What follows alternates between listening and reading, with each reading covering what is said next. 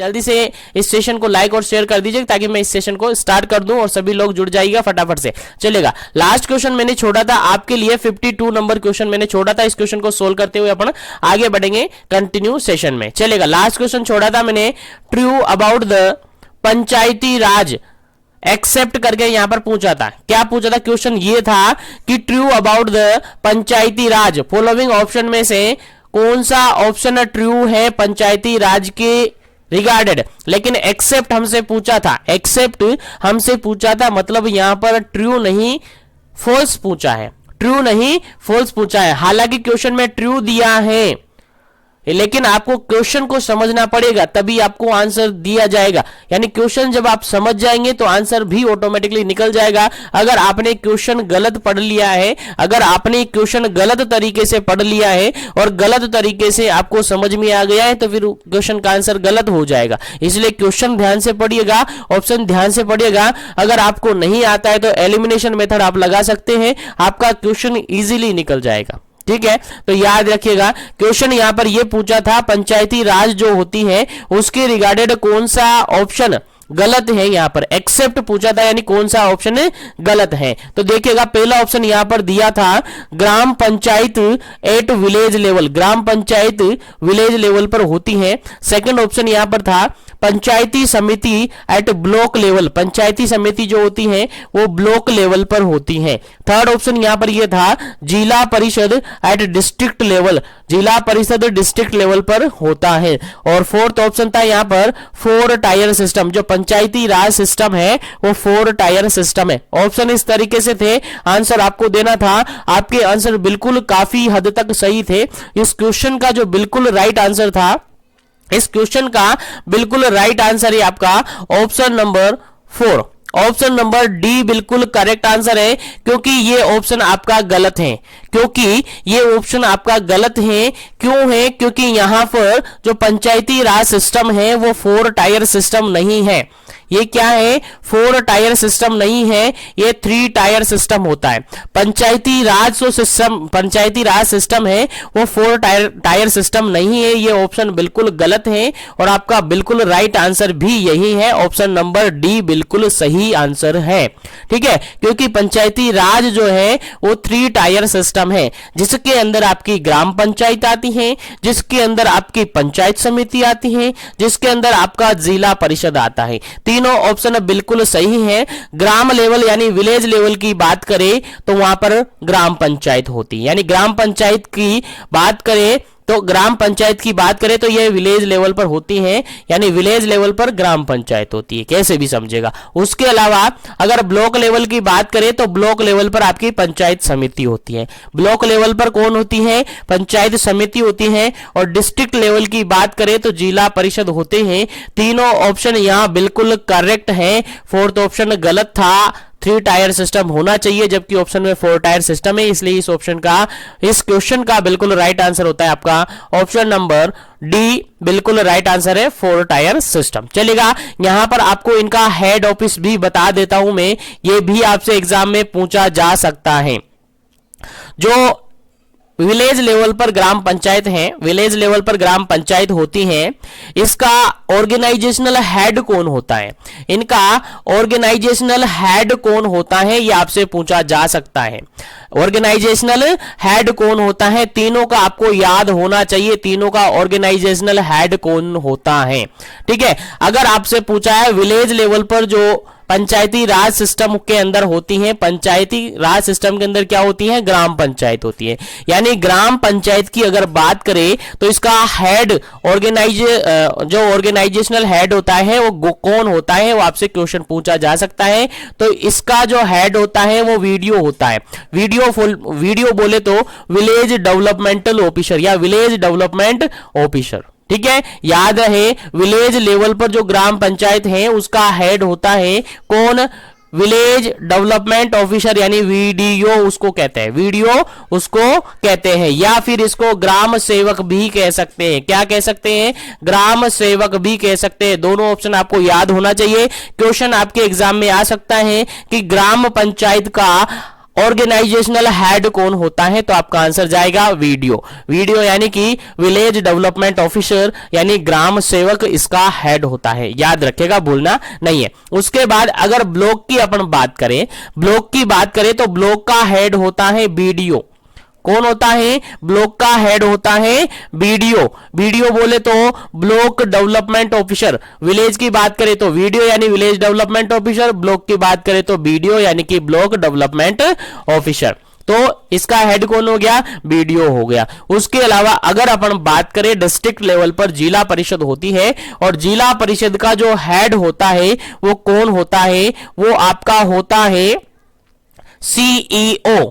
CEO बोले तो chief executive officer. CEO बोले तो चीफ एग्जीक्यूटिव ऑफिसर, जो कि डिस्ट्रिक्ट लेवल यानी जिला परिषद का हेड होता है, याद रखिएगा। ठीक है, याद रखिएगा, बिल्कुल आपको भूलना नहीं है। ठीक है, आ गया समझ में? तो यहां पर ये क्वेश्चंस आपके माइंड में सेट हो जाना चाहिए, और जिसने नोट नहीं किया है नोट कर लीजिएगा अपनी नोटबुक में या फिर स्क्रीनशॉट ले लीजिएगा, क्योंकि इससे रिगार्डेड आपका क्वेश्चन आपके एग्जाम में क्वेश्चन पूछा जा सकता है। ठीक है, चलेगा, एक क्वेश्चन कंप्लीट हुआ है। अब मैं आगे बढ़ता हूं और क्वेश्चन सेशन को स्टार्ट करता हूं, और क्वेश्चन सेशन के अंदर जल्दी से अपन चलेंगे और काफी जल्दी इन क्वेश्चन को सोल्व करेंगे, और कोशिश करेंगे सारे क्वेश्चन आज के सेशन के अंदर सोल्व हो जाए, जो कि मेरा टारगेट है वो पूरा हो जाए। चलेगा, इस क्वेश्चन के अंदर अपन डिस्कस करते हैं 53 नंबर क्वेश्चन, 53 नंबर क्वेश्चन, और काफी सिंपल क्वेश्चन है। देखिएगा, समझिएगा, क्वेश्चन यहां पर ये कहता है safe water is. Safe water is, जो सेफ वाटर होता है वो क्या होता है? सेफ वाटर हम किसको कहेंगे? कौन कौन सी क्वालिटी सेफ वाटर के अंदर होती है, उसके अकॉर्डिंग अपन ऑप्शन के आंसर देने, इस क्वेश्चन के आंसर देने। सेफ वाटर किसको हम कहेंगे? पहला ऑप्शन यहां पर देखेगा, फ्री फ्रॉम हार्मफुल केमिकल्स, ऐसा वाटर जो कि फ्री फ्रॉम है हार्मफुल केमिकल्स से। सेकेंड ऑप्शन है यहां पर प्लीजेंट टू टेस्ट, टेस्ट के अंदर प्लीजेंट हो। थर्ड ऑप्शन है यहां पर यूजेबल फॉर डोमेस्टिक पर्पज, जिसको डोमेस्टिक पर्पज के लिए यूज किया जा सके। और फोर्थ ऑप्शन है यहां पर ऑल ऑफ दी अबव। जल्दी से इस क्वेश्चन का कमेंट्स आपको करना है, ज्यादा टाइमिंग आपके पास नहीं है, केवल 2 सेकंड है, उसके बाद इसका राइट आंसर आपको बता दिया जाएगा और क्वेश्चन को आगे बढ़ा दिया जाएगा। जल्दी से आंसर कीजिएगा, इस क्वेश्चन का क्या आंसर होगा? सेफ वाटर हम किसको कहेंगे? चलेगा, इस क्वेश्चन का जो बिल्कुल राइट आंसर है आपका ऑप्शन नंबर डी बिल्कुल राइट आंसर है, क्योंकि safe water free from harmful chemicals होना चाहिए, यानी किसी प्रकार का कोई केमिकल्स उसके अंदर नहीं होना चाहिए। उसके अलावा उसका टेस्ट भी प्लीजेंट होना चाहिए, टेस्ट भी मीठा होना चाहिए, टेस्ट भी पीने योग्य होना चाहिए। ऐसा नहीं, आपने देखा होगा ना सोल्टी टेस्ट आता है काफी सारे वाटर्स के अंदर, आपने देखा होगा कहीं है जो पंप लगाया करते थे गाँव के अंदर, विलेज के अंदर आप गए हो तो वहां पर जो पंप लगाया करते हैं, हैंड पंप जिनको कहते हैं, उनमें काफी बार जो खारा पानी आता है, जनरली अपन कहते हैं अपनी भाषा में खारा पानी, तो वो आता है, तो फिर उसको अपन सेफ वाटर नहीं कहते हैं, है ना। तो सेफ वाटर के अंदर टेस्ट भी प्लीजेंट होना चाहिए। उसके अलावा उसको ऐसे वाटर जिसको डोमेस्टिक यूज के लिए किया जाए। देखिए, सेफ वाटर है तो उसको डोमेस्टिक यूज किया जाएगा, यानी कि कोई भी पानी आ रहा है जो बढ़िया है, हमारे लिए सेफ है, तो उसको अपन काम में लेंगे ना, तभी तो काम में लेंगे जब भी डोमेस्टिक यानी घरेलू कामों के काम में लेंगे। घरेलू काम क्या होते हैं? आपके खाना पीना ये सब कुछ होते हैं, तो डोमेस्टिक यूज पर्पज के लिए वो काम में लिए जा सके। तो ये सारी क्वालिटीज सेफ वाटर के अंदर होनी चाहिए। अगर सारी क्वालिटीज उस वाटर के अंदर है, that is known as safe water, तो उस वाटर को क्या कहेंगे? सेफ वाटर कहेंगे। उम्मीद है कि समझ में आ गया होगा। तो मैं आगे बढ़ता हूं नेक्स्ट क्वेश्चन पर। सेशन को अभी तक लाइक शेयर नहीं किया तो कर दीजिएगा। चलेगा, आगे बढ़ते हैं। नेक्स्ट क्वेश्चन आपका 54 नंबर क्वेश्चन है। 54 नंबर क्वेश्चन है, काफी सीधा और काफी इजी क्वेश्चन, काफी इंपॉर्टेंट क्वेश्चन अपन कह सकते हैं, क्योंकि ऐसा क्वेश्चन काफी बार आपके एग्जाम में पूछे जा सकते हैं। देखिएगा, acid rain is a global effect. देखिएगा, क्वेश्चन यहां पर सिंपल सा ये है, एसिड रेन, आप सब जानते होंगे एसिड रेन क्या होती है। तो acid rain is global effect of, acid rain जो आपकी ग्लोबल एरिया है, ग्लोबल है, उसके अंदर किसका इफेक्ट है ऐसा माना जा रहा है। क्वेश्चन समझ में आ गया? यानी एसिड रेन जनरली किसके थ्रू होता है ये बता दीजिए आप क्वेश्चन के अंदर। क्वेश्चन ये है कि एसिड रेन एक्चुअली में होती किसके कारण से, कोज आप बता दीजिएगा, कोज आपसे पूछा है। चलेगा, पहला ऑप्शन यहां पर देखेगा नॉइस पोल्यूशन के कारण से, सेकंड ऑप्शन यहाँ पर देखिएगा वाटर पोल्यूशन के कारण से, थर्ड ऑप्शन यहाँ पर देखिएगा एयर पोल्यूशन से, और फोर्थ ऑप्शन यहाँ पर देखिएगा सोयल पोल्यूशन से। थोड़ा सा सोचिएगा, दिमाग लगाइएगा और आपको बिल्कुल इजीली इस क्वेश्चन का आंसर मिल जाएगा। और इस क्वेश्चन का आंसर आप पुट कीजिएगा। लेकिन सभी से कहना चाहूंगा फ्रेंड्स, जो भी अभी सीएचओ ट्रेनिंग कर रहा है, चाहे कहीं से भी वो कर रहा है, और जैसा कि आप सबको पता है कल मतलब कि कल आपकी जो वेटिंग लिस्ट है, राजस्थान सीएचओ की जो वेटिंग लिस्ट है वो भी जारी हो चुकी है, और जिनका भी उसमें रोल नंबर आया है, जिसका भी उसमें नाम आया है, उनको सबको एक बार कॉन्ग्रेचुलेशन, सबको बधाई हो। आपकी भी ट्रेनिंग बहुत जल्दी स्टार्ट कर दी जाएगी। गवर्नमेंट, राजस्थान गवर्नमेंट उसके रिगार्डेड आपको नोटिस अवेलेबल करवा देगी। आपको राज स्वास्थ्य पर थोड़ा विजिट करते रहिए, आपको वहां से जानकारी मिलती रहेगी। और सबको एक बार फिर से बहुत बहुत बधाई हो कि आप सब भी कम्युनिटी हेल्थ ऑफिसर बनने जा रहे हैं। आपकी भी ट्रेनिंग स्टार्ट होने वाली है, तो इन क्वेश्चंस को आप भी जरूर पढ़ना स्टार्ट कर दे, क्योंकि आपकी क्वेश्चंस भी यही आएंगे, आपके एग्जाम में भी ऐसे ही क्वेश्चन आएंगे। चलेगा, इस क्वेश्चन का राइट आंसर आपका क्या होना चाहिए? देखिए, क्वेश्चन पूछा था आपने एसिड रेन से रिगार्डेड, और एसिड रेन से अगर रिगार्डेड अपन बात करें तो जनरली ये एयर पोल्यूशन के कारण से होती है। जनरली जो एसिड रेन होती है वो एयर पोल्यूशन के कारण से होती है। सर, एयर पोल्यूशन के कारण से कैसे होगी, जरा थोड़ा सा एक बार बता दीजिएगा, समझा दीजिएगा, ताकि हमें समझ में आ जाए। देखिएगा, मैं समझाने की पूरी कोशिश करूंगा एसिड रेन होता क्या है, और यहां से ये मान के चलिए अगर इससे रिगार्डेड क्वेश्चन आया तो 100% आप सही कर पाएंगे। लेकिन समझने की आपको कोशिश करनी पड़ेगी, क्योंकि मैं जितना एफर्ट लगा रहा हूं, मैं मेरा 100% आपको दे रहा हूं।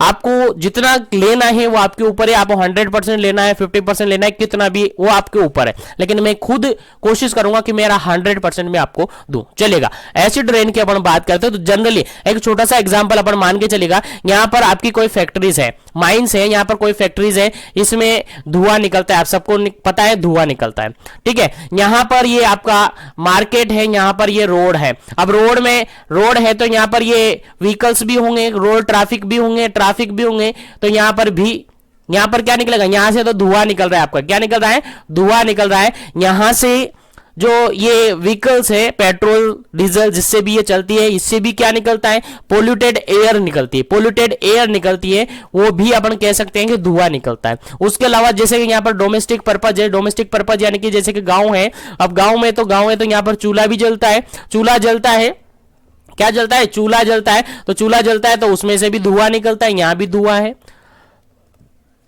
उसके अलावा मान के चलिए यहाँ पर कुछ डस्टबिन है, तो यहाँ पर काफी सारा डस्ट हो गया है, किसी ने अगर उसको जला दिया है तो जलाने से भी यहाँ पर क्या निकला? धुआं निकला। यानी यहां से भी धुआं निकला, यहां से धुआं निकला, यहां से भी धुआं निकला, यहां से भी धुआं निकला।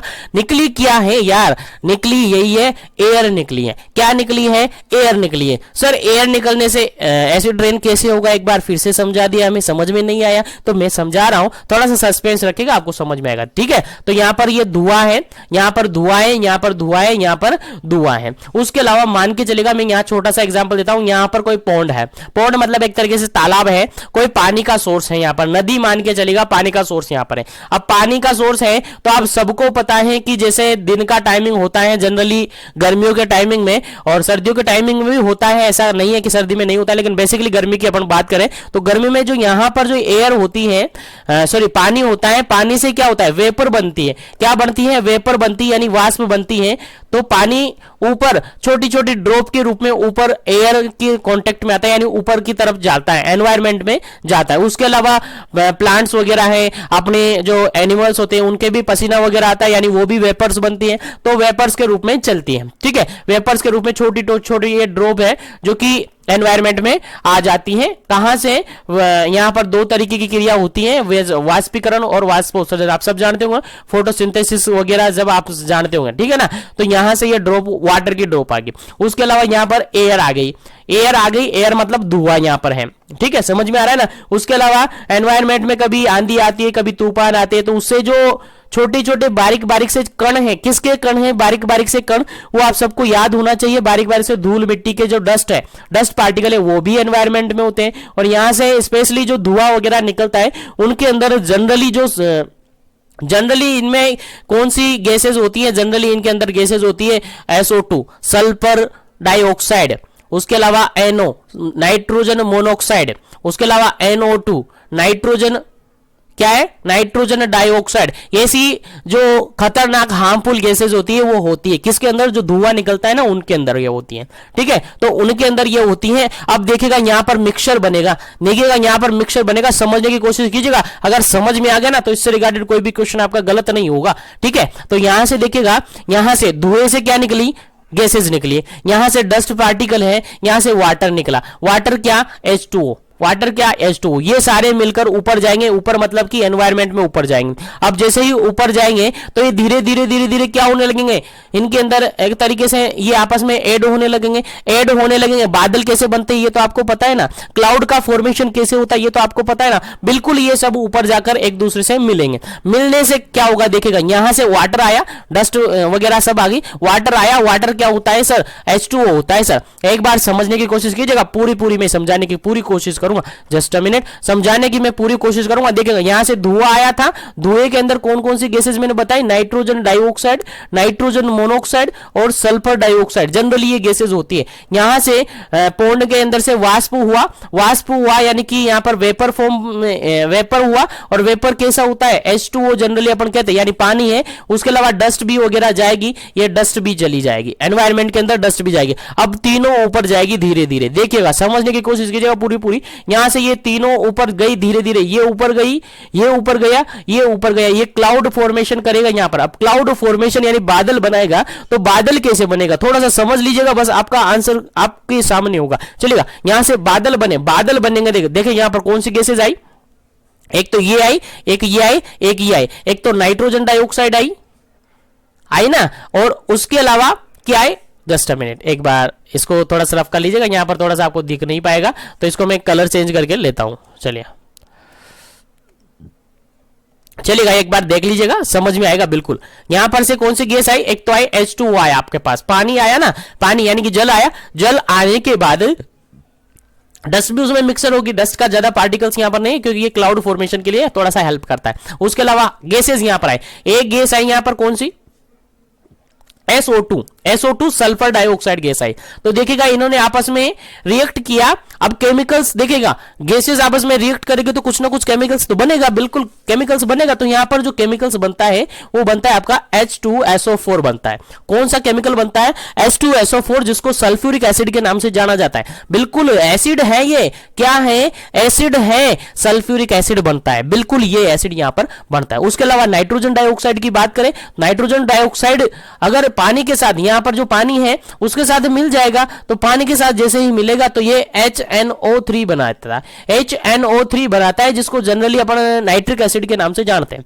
जनरली किस नाम से जानते हैं, नाइट्रिक एसिड के नाम से जानते हैं। तो देखिए यहां पर दोनों ही क्या बने हैं, एसिड बने हैं, दोनों ही क्या बने हैं, दोनों ही यहां पर क्या है, एसिड है। सर अब एसिड बना है तो रेन के अंदर, जो पानी के अंदर जो रेन होगी, बारिश होगी, वो भी कैसी होगी, एसिड वाली होगी। चलिएगा यहां से ये सब कहां बने, एनवायरमेंट में ऊपर बने, जहां पर क्लाउड फॉर्मेशन हुआ। अब मैंने कहा यहां पर क्या बनेंगे, क्लाउड बनेंगे, यानी बादल बनेंगे। क्या बनेंगे, बादल यहां पर बनेंगे। अब बादल बने तो बादलों के साथ साथ, बादलों के साथ साथ यानी क्लाउड के साथ साथ क्या मिक्सचर हो गया, उनमें एसिड मिक्सचर हो गया। क्या हो गया, एसिड यानी अम्ल मिक्सचर हो गया। अब अम्ल मिक्सचर हो गया, जब ये रेन के रूप में, जब ये बारिश के रूप में नीचे आएंगे, जब ये रेन के रूप में यानी बारिश के रूप में नीचे आएंगे, ड्रॉप के रूप में नीचे आएंगे, तो क्या ये एसिड आपके लिए एनवायरनमेंट यानी कि आपके पास नहीं पहुंचेंगे, धरती पर नहीं पहुंचेंगे क्या, बिल्कुल सर ये पहुंचेंगे। इसीलिए जो रेन हो रही है, जो बारिश हो रही है, उस बारिश को हम क्या कहते हैं, एसिड रेन कहते हैं। क्या कहते हैं, एसिड रेन कहते हैं। तो बताइए कि रीजन क्या रहा एसिड रेन होने का। सर बेसिक रीजन तो हमें पता है, बेसिक रीजन तो हमें पता है, क्योंकि देखिएगा बेसिक रीजन ये है आपका पोल्यूशन। बेसिक रीजन क्या है आपका, पोल्यूशन। पोल्यूशन किसके अंदर हुआ सर, सर एयर के अंदर पोल्यूशन हुआ। हाँ सर हमें समझ में आ गया, क्वेश्चन का लफड़ा क्या था, क्वेश्चन में पूछा था कि एसिड रेन ग्लोबली इफेक्ट के कारण से होती है। ग्लोबली इफेक्ट के अंदर बेसिकली एयर पोल्यूशन के कारण से होती है। किसके कारण से होती है, एयर पोल्यूशन के कारण से होती है, और कोई अदर फैक्टर यहां पर काम में नहीं करता। क्योंकि बादल बनेंगे तो वाटर तो जाएंगे जाएंगे, वाटर तो अगर ये नहीं गया तो एसिड रेन तो होगी नहीं, क्योंकि एयर नहीं जाएगी, ये एसिड रेन, सॉरी जो पोल्यूटेंट एयर नहीं नहीं जाएगी तो फिर एसिड तो बनेगा नहीं। अब एसिड बनेगा नहीं तो एसिड रेन होगी नहीं। बाकी रेन तो होगी, बारिश तो होगी, क्योंकि बादल से, क्योंकि पानी तो जाएगा, वाटर जाएगा, डस्ट भी जाएगा, तो क्लाउड फॉर्मेशन तो जनरली होगा ही होगा। अब पोल्यूशन है तो ये जाएंगे, अगर पोल्यूशन नहीं है तो ये नहीं जाएंगे, अगर नहीं जाएंगे तो एसिड रेन नहीं हो जाएगी। तो बेसिकली जो अपन जनरली मेरा समझाने का पर्पज ये है कि यहां पर जो एसिड रेन है वो किस कारण से हुई है। तो आपका आंसर जाएगा सर पोल्यूशन के कारण से। अगर पोल्यूशन के अंदर भी आपसे डिटेल से पूछा है तो कौन सा पोल्यूशन, आपका आंसर जाएगा सर एयर पोल्यूशन से, क्योंकि धुआं वगैरह निकलेगा पोल्यूशन से तो उनसे ही तो एयर जाएगी, उनसे ही तो यहां पर H2SO4 बनेगा, तभी बनाना बिल्कुल। तो आपका आंसर जाएगा कि सर एयर पोल्यूशन के कारण से एसिड रेन होती है। अगर आपसे क्वेश्चन पूछा जाए कि एसिड रेन को करने के लिए कौन सा केमिकल रेस्पॉन्सिबल है, कौन सा केमिकल रेस्पॉन्सिबल है, आपका आंसर जाएगा बेसिकली, आपका आंसर जाएगा सल्फ्यूरिक एसिड। बेसिकली आपका आंसर जाएगा सल्फ्यूरिक एसिड। याद रखिएगा, अगर क्वेश्चन आपसे पूछ लिया जाए तो आपका आंसर यही होगा, सल्फ्यूरिक एसिड यानी H2SO4, जिसको अम्लों का राजा यानी एसिड किंग कहते हैं। याद रखिएगा, किंग ऑफ एसिड इसको कहा जाता है, भूलना नहीं है, बिल्कुल ही काफी इजी क्वेश्चन है। उसके अलावा अगर ये ऑप्शन में नहीं है तो फिर आप नाइट्रिक एसिड को आंसर मान सकते हैं। ठीक है, तो आई थिंक एसिड रेन के रिगार्डेड जो भी कॉन्सेप्ट है वो आपके माइंड में कवर हो गए होंगे, आपको समझ में आ गए होंगे और ये आपको याद रहेंगे। तो एसिड रेन से रिगार्डेड अगर क्वेश्चन आता है तो पोल्यूशन कौन सा, आपका एयर पोल्यूशन बिल्कुल करेक्ट आंसर आपका होगा। उम्मीद करता हूं क्वेश्चन काफी अच्छी तरीके से आपको समझ में आ गया होगा। तो मैं आगे बढ़ता हूं, क्योंकि इस क्वेश्चन में अपन ने ज्यादा टाइम वेस्ट कर दिया, तो आप बोर नहीं होएगा, क्योंकि जो बताया गया है वो आपके लिए ही बताया गया है, आपके पॉइंट ऑफ व्यू, आपके एग्जाम पॉइंट ऑफ व्यू से इंपॉर्टेंट है, इसीलिए बताया गया ताकि आप बिल्कुल कंफ्यूजन ना हो। चलिएगा नेक्स्ट क्वेश्चन अपन बात करते हैं। 55 नंबर क्वेश्चन है और क्वेश्चन यहां पर ये पूछा है ग्लोबल वार्मिंग कोजेज।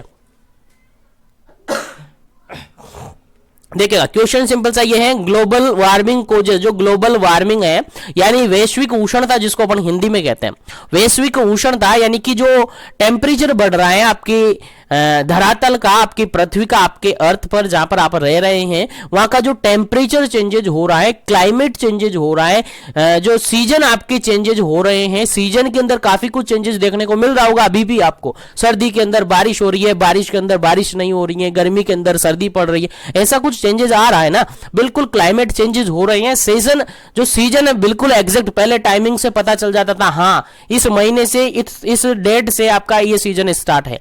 अभी भी ऐसा एस्पेक्ट करती हैं, लेकिन ऐसा एक्चुअली में होता नहीं है, क्योंकि क्लाइमेट के अंदर काफी कुछ डिस्टर्बेंस हो गया है, पोल्यूशन हो गया है। ठीक है, तो ग्लोबल वार्मिंग के कारण से ये सब कुछ होता है। तो क्वेश्चन यहां पर ये पूछा है कि ग्लोबल वार्मिंग के कारण क्या होते हैं।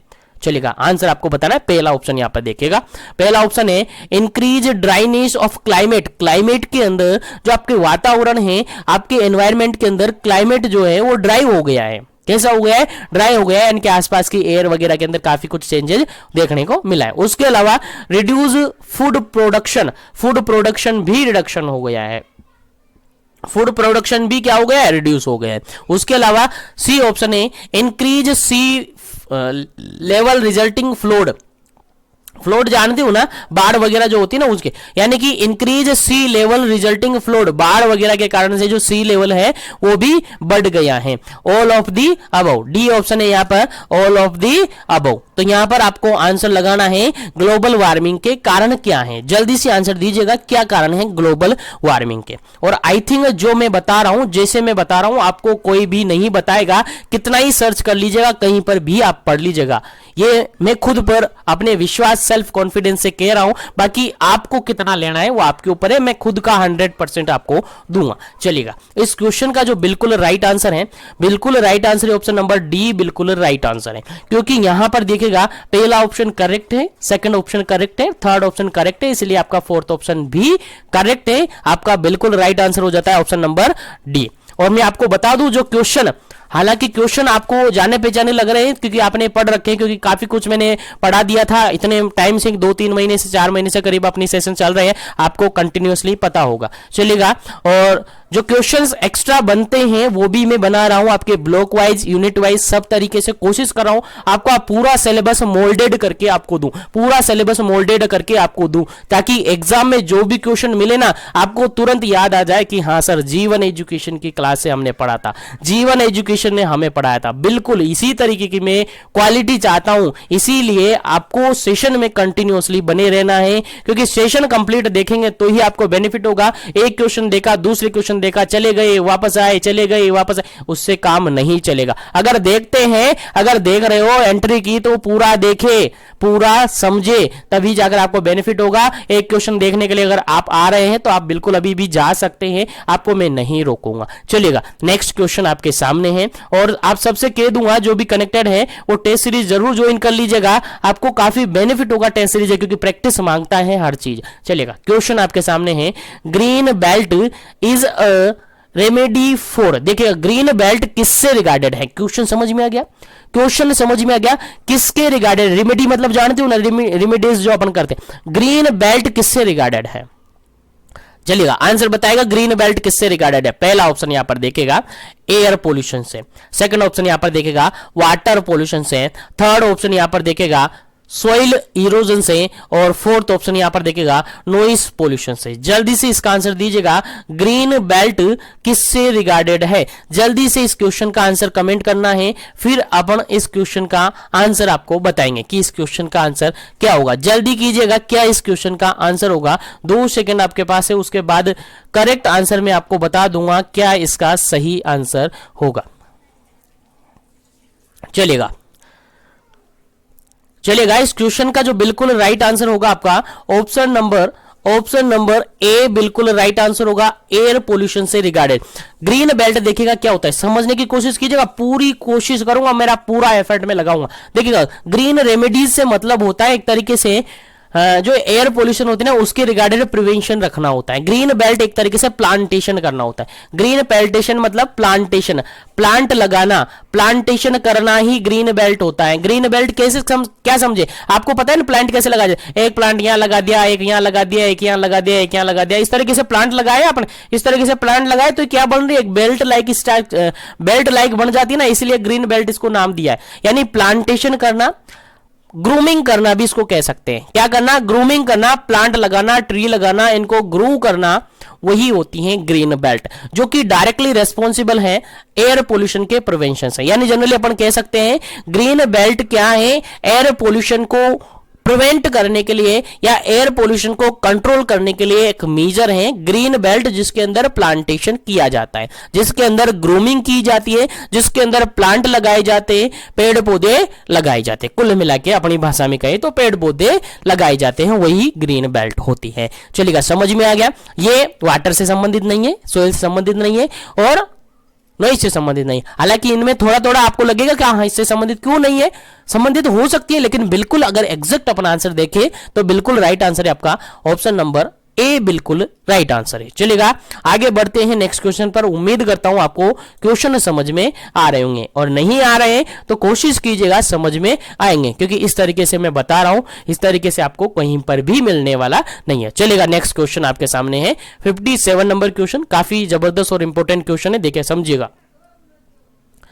Measures for prevention of air pollution, ये लीजिएगा आ गया आपका question. Measures for prevention of air pollution, air pollution को प्रिवेंट करने के लिए क्या क्या मेजर्स आप काम में लेंगे, ऑप्शन के अकॉर्डिंग आपको आंसर देना है। पहला ऑप्शन यहां पर देखिएगा grooming plant and tree, second option देखेगा ट्रैफिक कंट्रोल, थर्ड ऑप्शन देखेगा हेल्थ पोल्यूशन, फोर्थ ऑप्शन देखेगा all of the above, all of the above. चलिएगा आंसर आपको देना है, क्या इसका सही आंसर होगा। जल्दी से इस क्वेश्चन का राइट आंसर आप बताइएगा, क्या इसका सही आंसर होगा।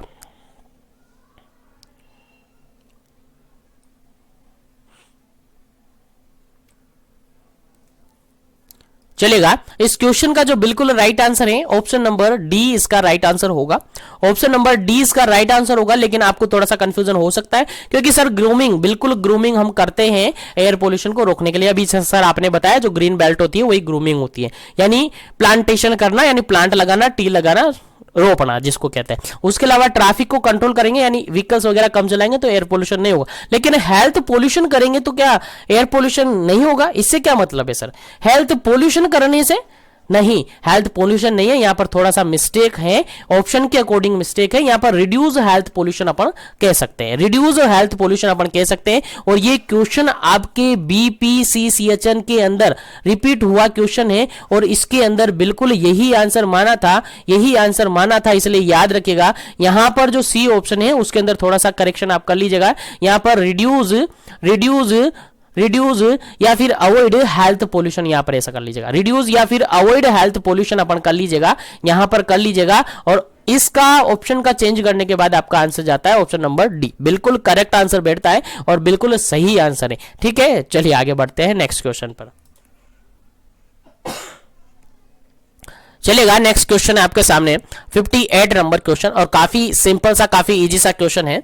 देखिएगा, क्वेश्चन ये है, एनिमल डग, यानी एनिमल डग जानते हो ना, अभी बताएंगे। Animal dung crop residue grass and leaves are the type of waste. Question यहां पर यह है कि animal dung crop residues grass और लीव्स किस टाइप का वेस्ट है? क्वेश्चन समझ में आ गया? ऑप्शन के अकॉर्डिंग आंसर देना है, फिर बताएंगे। चलेगा, पहला ऑप्शन यहां पर है डोमेस्टिक वेस्ट, सेकंड ऑप्शन यहां पर है एग्रीकल्चर वेस्ट, थर्ड ऑप्शन यहां पर है कॉमर्शियल वेस्ट, फोर्थ ऑप्शन यहां पर है इंडस्ट्रियल वेस्ट। चलिएगा, आंसर आपको देना है, क्या इस क्वेश्चन का करेक्ट आंसर होगा? जल्दी से इस क्वेश्चन का आंसर देना है, फिर अपन आगे बढ़ेंगे और इस क्वेश्चन के रिगार्डेड अपन डिस्कस करेंगे। जल्दी से आपको आंसर देना है, क्या इसका सही आंसर होगा? चलिएगा, इस क्वेश्चन का जो बिल्कुल राइट आंसर है वो होता है आपका ऑप्शन नंबर बी, बिल्कुल राइट आंसर है। ये सारे जो वेस्ट हैं वो एग्रीकल्चर वेस्ट के अंदर आते हैं। सर एग्रीकल्चर वेस्ट के अंदर कैसे आते हैं, एक बार समझा दीजिएगा। तो मैं समझा रहा हूं, बिल्कुल समझने की कोशिश कीजिएगा। देखिएगा, एनिमल डग क्या होता है? एनिमल डग, डग मतलब कि जनरली अपन गोबर कहते हैं। डग मतलब क्या होता है? गोबर होता है, यानी एनिमल्स यानी जानवरों का, यानी पशुओं का गोबर। उसके अलावा क्रॉप रेजिड्यूज, जो क्रॉप फसलें वगैरह होती है उसका बचा हुआ घास फूस जो होता है ना बाद का, जिसको भूसा अपन जनरली कहते हैं, वो कह सकते हैं। उसके अलावा घास यानी घास वगैरह हो गया। उसके अलावा जो फसल वगैरह की जो पत्तियां वगैरह होती है वो होती है, यानी ये सारी जो चीजें आती है वो किसके अंदर आती है? जनरली बिल्कुल सीधा सा आपका आंसर जाता है। सर एग्रीकल्चर की बात की जा रही है, जो किसान की बात की जा रही है तो वहां पर ये आ जाता है, यानी फसलों की बात की जा रही है वहां पर ये आ जाता है, कृषि की बात की जा रही है वहां पर ये आ जाता है। इसलिए इस क्वेश्चन का राइट आंसर क्या हो जाता है आपका? ऑप्शन नंबर बी बिल्कुल राइट आंसर हो जाता है। बाकी जानते हो डोमेस्टिक वेस्ट में तो क्या आएगा, आपकी जो घरेलू चीजें आती है डोमेस्टिक वो आती हैं, इसलिए इसका ऑप्शन, इसका आंसर ये नहीं आएगा। उसके अलावा कॉमर्शियल वेस्ट, जितने भी कॉमर्शियल इंडस्ट्रीज वगैरह होती है, ये इंडस्ट्रियल्स वगैरह होगी, ये सारा वेस्ट जो होता है क्या होता है? अदर वेस्ट होता है। आपका क्वेश्चन यहां पर पूछा था इनसे, तो इसका रिगार्डेड आपको बिल्कुल करेक्ट आंसर होता है option number B, agriculture waste के अंदर ये जनरली आते हैं। चलेगा, आगे बढ़ते हैं नेक्स्ट क्वेश्चन पर। उम्मीद करता हूं क्वेश्चन समझ में आ रहा होगा। नेक्स्ट क्वेश्चन यहां पर क्या पूछा है, देखिएगा 59 नंबर क्वेश्चन है, काफी सीधा सा और काफी इजी क्वेश्चन है। देखिएगा, समझिएगा, 59 नंबर क्वेश्चन है, ये कहता है carriage sanitation system is used. Carriage sanitation system है, कोरियस सैनिटेशन जो सिस्टम है वो यूज किया जाता है, या कोरियस सैनिटेशन सिस्टम के अंदर यूज किया जाता है। क्या यूज किया जाता है? पहला ऑप्शन है आपका सेप्टिक टैंक, सेकंड ऑप्शन है आपका बीएमडब्ल्यू, थर्ड ऑप्शन है आपका बायोगैस और फोर्थ ऑप्शन आपका स्लज। जल्दी से इस क्वेश्चन का आंसर आप दीजिएगा, उसके बाद इस क्वेश्चन का करेक्ट आंसर आपको बताया जाएगा क्या इसका करेक्ट आंसर है और इसके रिगार्डेड आपको जानकारी दी जाएगी। जल्दी से क्वेश्चन का आंसर कीजिएगा क्योंकि टाइमिंग अपने पास कम है, अभी क्वेश्चन काफी सारे अपने को सोल्व करने हैं, तो जल्दी से इसका आंसर आपको देना है।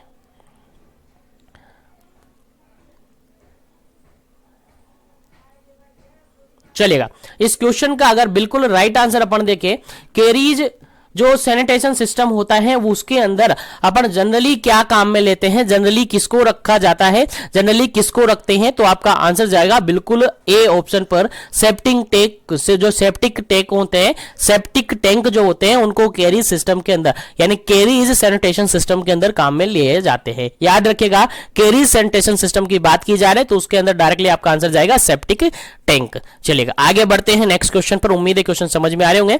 तो नेक्स्ट क्वेश्चन आपके सामने है, क्वेश्चन काफी सिंपल सा है, इजी सा है। देखिए क्वेश्चन यहां पर है पीपीई स्टैंड फॉर, पीपीई का फुल फॉर्म आपसे पूछा है। आप सबने अभी काफी कुछ पीपीई देखी होगी, काफी कुछ सुना होगा इसके बारे में, तो इसका फुल फॉर्म आप बताइए, फिर इसके बारे में डिटेल से अपन थोड़ा सा चर्चा करेंगे। चलेगा 60 नंबर क्वेश्चन का आंसर क्या होगा, जल्दी से आपको आंसर देना है। ऑप्शन रिपीट करता हूं, पहला ऑप्शन यहां पर देखिएगा, ए ऑप्शन यहां पर है patient protective equipment. Second option यहां पर देखिएगा professional programme equipment. Third option यहां पर देखिएगा पर्सनल प्रोटेक्टिव इक्विपमेंट। और फोर्थ ऑप्शन यहां पर देखिएगा पर्सन प्रोटेक्शन इवेंट। चलेगा, क्या इसका करेक्ट आंसर होगा, आंसर आपको देना है पीपीई स्टैंड फॉर, पीपीई से रिगार्डेड क्या है।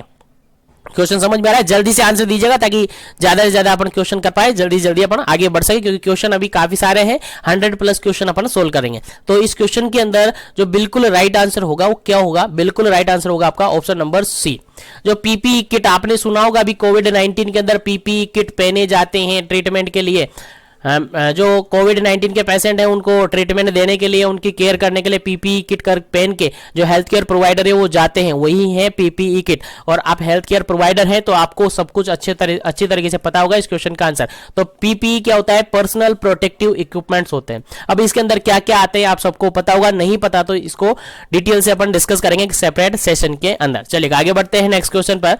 नेक्स्ट क्वेश्चन है आपके सामने 61 नंबर क्वेश्चन, 61 नंबर क्वेश्चन। यहाँ पर काफी सिंपल सा क्वेश्चन है, देखिएगा पर्सनल प्रोटेक्टिव इक्विपमेंट्स इंक्लूड सच आइटम, कौन कौन से आइटम पर्सनल प्रोटेक्टिव इक्विपमेंट्स के अंदर आते हैं। ऑप्शन के अकॉर्डिंग आंसर देना है। पहला ऑप्शन है आपका फुटवियर, सेकंड ऑप्शन है ग्लव्स, थर्ड ऑप्शन है आपका एप्रॉन्स, फोर्थ ऑप्शन है यहां पर ऑल ऑफ दी अबव।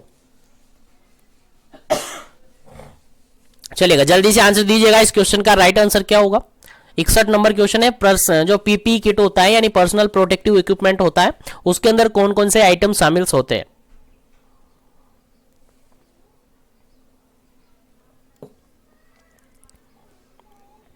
चलिएगा, इस क्वेश्चन के अंदर बिल्कुल राइट आंसर होता है आपका, बिल्कुल राइट आंसर होता है आपका ऑल ऑफ दी अबव, क्योंकि यहां पर फुटवियर भी शामिल होता है, ग्लव्स भी शामिल होता है और एप्रॉन्स भी शामिल होता है, इसलिए ऑल ऑफ द अबव इस क्वेश्चन का बिल्कुल राइट आंसर होता है। चलिएगा आगे बढ़ते हैं नेक्स्ट क्वेश्चन पर। उम्मीद है क्वेश्चन समझ में आ रहे होंगे। नेक्स्ट क्वेश्चन आपके सामने है, क्वेश्चन यहां पर यह कह रहा है industrial source of air pollution, air pollution का इंडस्ट्रियल सोर्स कौन सा है,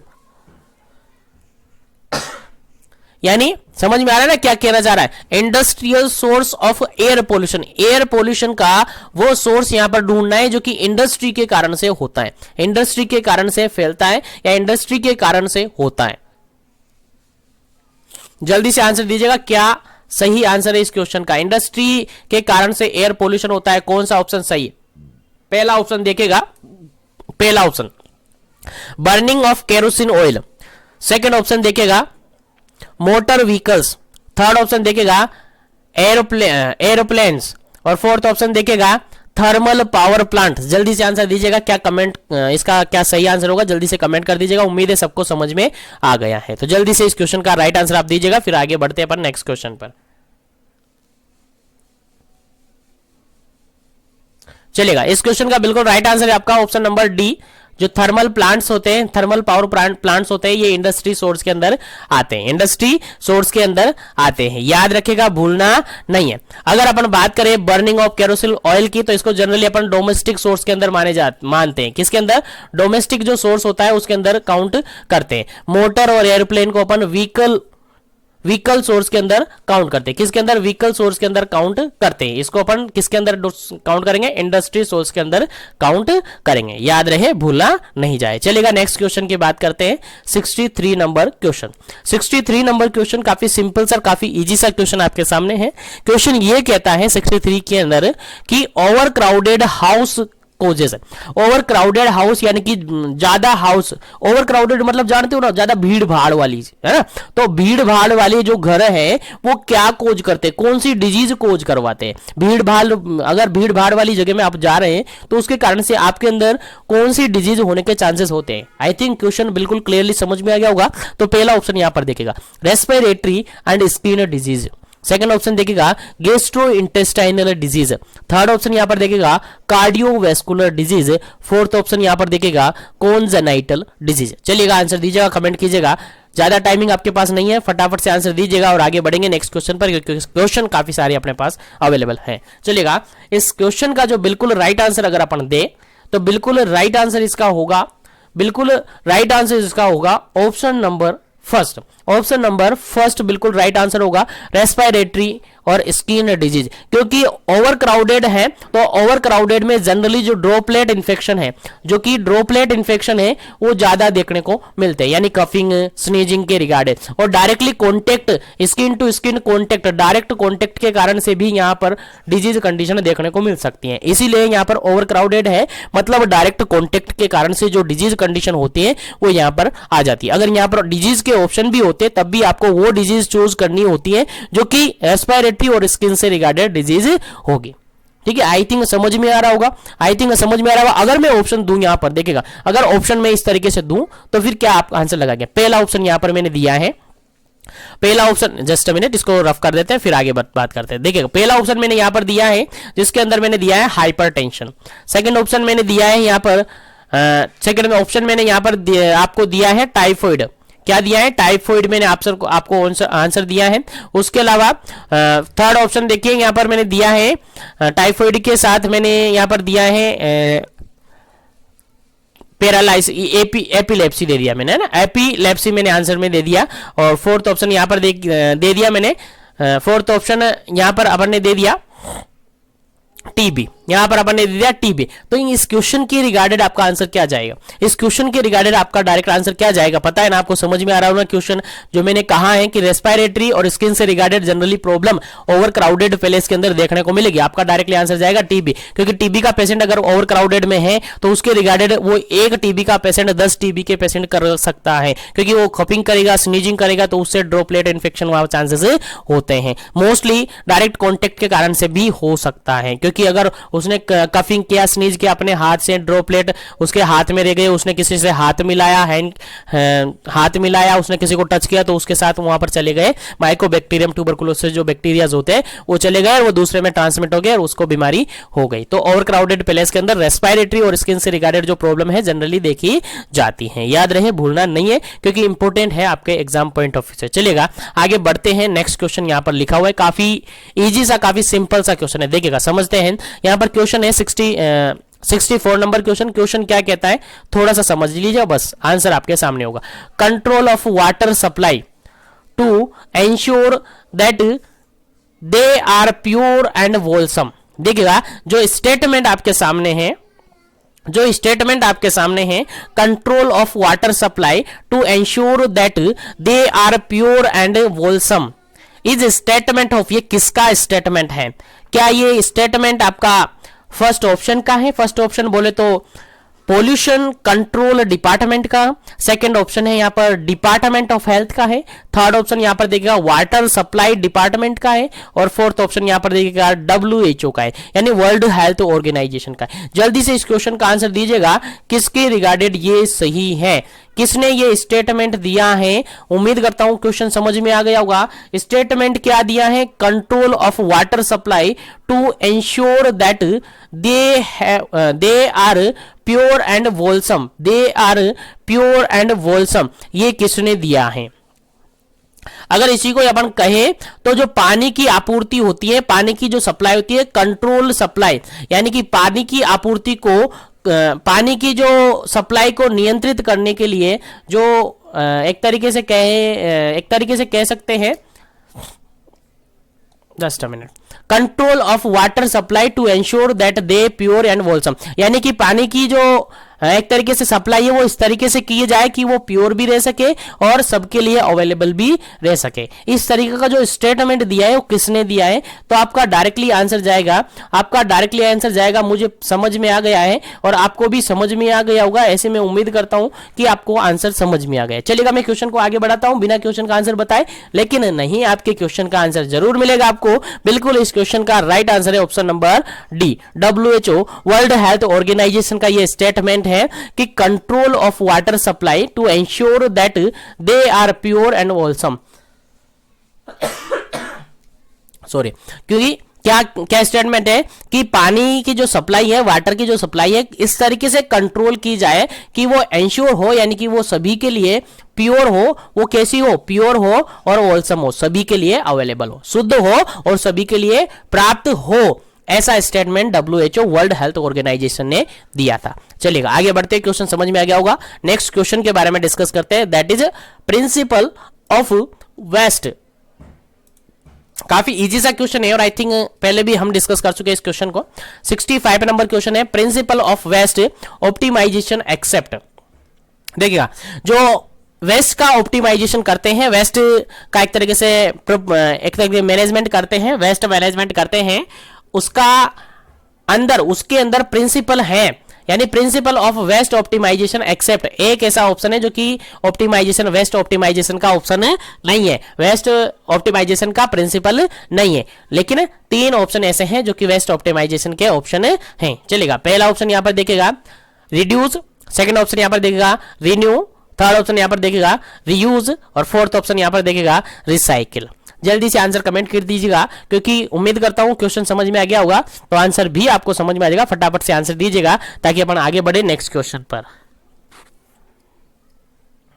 चलिएगा, इस क्वेश्चन का जो बिल्कुल राइट आंसर है आपका, इस क्वेश्चन का जो बिल्कुल राइट आंसर है आपका ऑप्शन नंबर बी बिल्कुल राइट आंसर है। ऑप्शन नंबर बी बिल्कुल राइट आंसर है, क्योंकि रिन्यू इस सिस्टम के अंदर, इस प्रिंसिपल के अंदर शामिल नहीं होता है। यहां पर देखिए तो 3R सिस्टम आपने पढ़ा होगा, मैंने पहले भी बताया 3R सिस्टम, जिसके अंदर रिड्यूस आता है, जिसके अंदर क्या आता है? रिड्यूस आता है, जिसके अंदर रिसाइकिल आता है और जिसके अंदर रीयूज आता है। यानी जनरली कहे तो रिड्यूस यानी कि कम उपयोग करना, रिसाइकिल मतलब बार बार उपयोग करना, रिसाइकिल करना दोबारा उपयोग करना, पुनः चक्रण करना एक तरीके से, और रीयूज मतलब भी दोबारा उपयोग करना। ठीक है, एक तो ये तो रिसाइकिल है और ये रीयूज है। ये रिसाइकिल मतलब कोई भी वेस्ट आया, जैसे कि मान के चलेगा एग्जांपल देते हैं अपन बोतल का, जो प्लास्टिक बोतल आती है, पानी की जो बोतल आती है, मिनरल्स वाटर की जो बोतल्स आती है, वो बोतल्स आपने ली, तो पहले तो कोशिश ये की जाए कि उसको रिड्यूस किया जाए, यानी कि उसके यूज ऑफ प्लास्टिक, इसको क्या किया जाए? रिड्यूस किया जाए। पहला टारगेट तो आपका ये होगा, पहला प्रिंसिपल तो ये होगा। उसके बाद अगर आप उसको यूज कर रहे हैं तो उसको रिसाइकिल करें। रिसाइकिल मतलब कि जो बोतल्स आई है उसको इधर उधर ना फेंके और उसको क्या कर दे, वापस से जहां से लिया है वहां या फिर डस्टबिन में इस तरीके से डाले कि वो डस्टबिन रिसाइकिल के लिए जा सके, यानी वापस से रिसाइकिल होकर दोबारा उसको प्योर होकर वापस से सप्लाई उसके अंदर आ सके। उसके अलावा रीयूज, यानी उसको रीयूज करे, वो दोबारा यूज करे। जैसे कि मान के चलेगा